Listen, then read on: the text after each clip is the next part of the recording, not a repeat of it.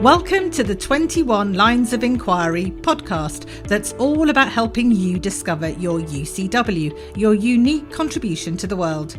Join us as we delve into the 21 questions that will help you be more intentional about bringing your gifts into your career and your life overall.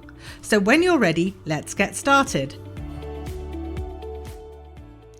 Hi, it's Anita, and in this episode, I want to invite you to think about the things you would like to learn more about, whether or not they have anything to do with your current work, but just because they interest you or capture your imagination in some way.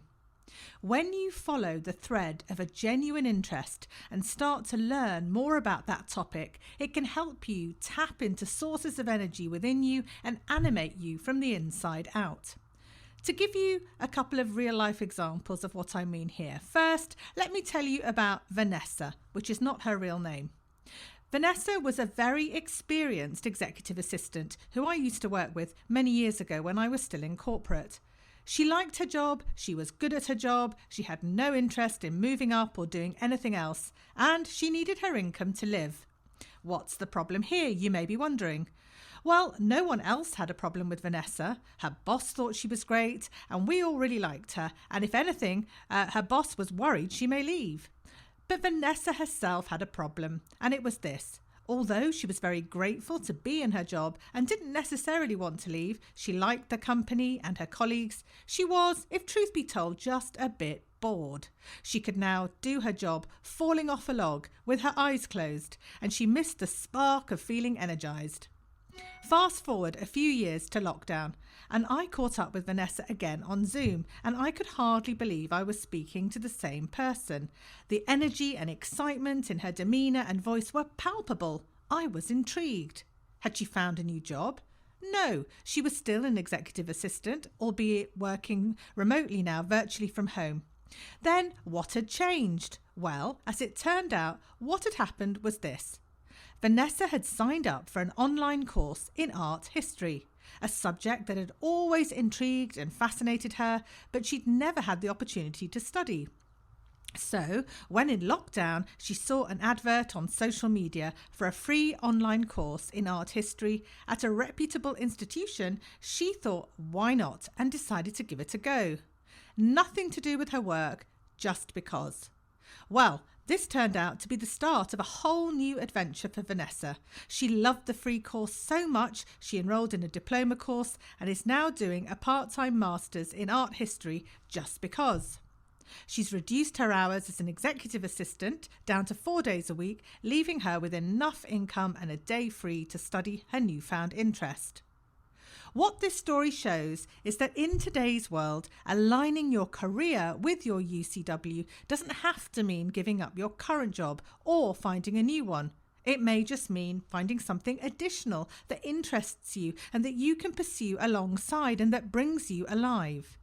This may be a topic you want to learn more about, like Vanessa, or a new skill that you want to develop, or even a business or charitable venture that you want to set up on the side. The main thing is, if you're in a job, that it doesn't interfere with your performance in a negative way. But in my experience, when people start to follow an interest just because, it often impacts their performance in a positive way. So in Vanessa's case, studying her art history didn't reduce her performance in her role as an executive assistant. If anything, she was more energized there because she'd found something else in her overall portfolio of activities that gave her mojo back. And Vanessa is not alone. I have come across many such stories where people have become re-energized in their work by finding activities outside their job. However, it's also equally possible to find something that you can do alongside your current role at your place of work. That, while not strictly part of your job, adds value to the organisation that you work for in some way. This happened to me later on in my career when I was working as a private banker at UBS. I discovered coaching and I was immediately hooked and wanted to learn more, not because it related to my job in any way, but just because it interested me. So initially I enrolled in a coach training alongside my day job, and once I was qualified I started to practice it alongside, coaching people internally where I could and so on.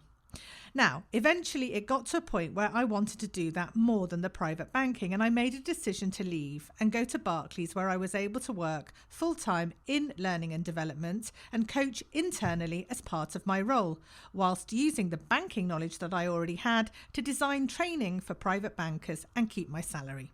So in my case, what initially started out as something I did extracurricularly alongside my banking day job, over time grew and grew until eventually it became my full-time occupation for a time.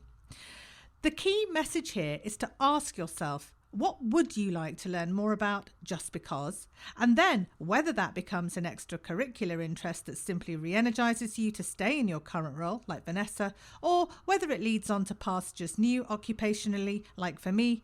Either way, you are proactively shaping your career to align more with your UCW. So have a think for yourself. What are some of the things that have interested you in the past that you could start to learn about alongside your job? These may or may not have anything to do with your current work. Or if there hasn't been anything in the past that you've wanted to learn about, have a think now. What could you choose to study or learn about that could help you to start feeling more energised where you are today without having to move roles necessarily? Take some time to reflect on this for yourself. And then tomorrow or whenever you're ready, I'll see you in the next episode.